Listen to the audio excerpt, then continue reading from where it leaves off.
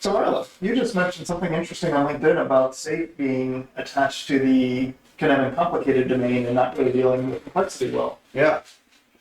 So I understand my understanding of safe is based off of implementations, not based off of learning directly from sources. But where I've seen it work in implementations, it's trying to deal with systems that are just too freaking large.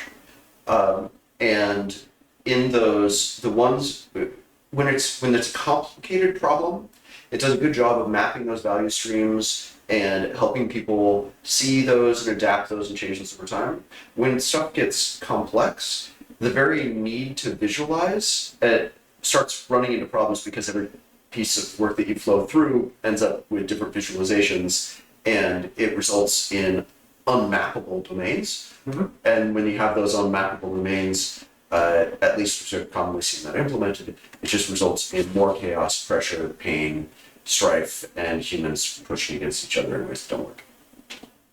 So I'm generally agreeing with what you're saying. My response to that is, if you're in a fast-moving, complex space, safe as a investment management overlay, it actually still works quite well, but requires an incredibly loose touch on the containers for each one of the investments. So call it a value stream, development value stream, whatever you want, but if you allocate funding, draw a box around it, the portfolio layer safe actually still works remarkably well with completely fluid underneath. So at that point, I could agree. And I would say you're throwing out enough of safe that what you're really bringing in is decent portfolio management. Mm-hmm. And I would say entrepreneurial style portfolio management handles the complex domain just fine. Yep.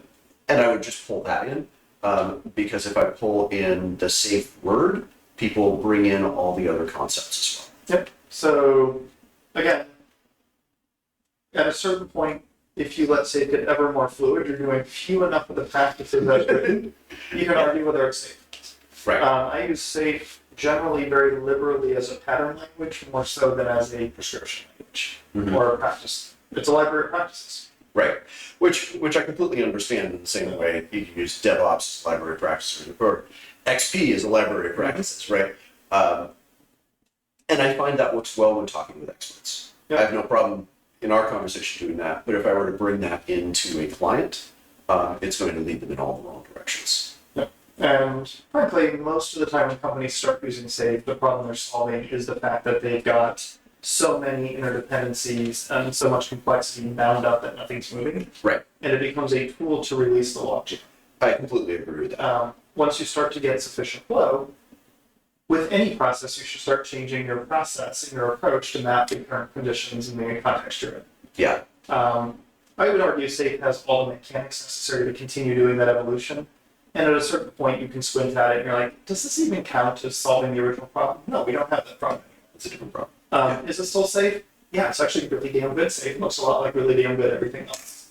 Right. As everything it gets good in a healthy environment, they end up looking very similar. Yes. It's the adaptation to ugly that is different. Yeah, and I think we observed that over whiskey 15 years ago, that Scrum and Kanban at their best look identical. They just break in horribly different ways on their way to that. Right. So anyway, this has been a different coach on the couch, and have a great day, everybody.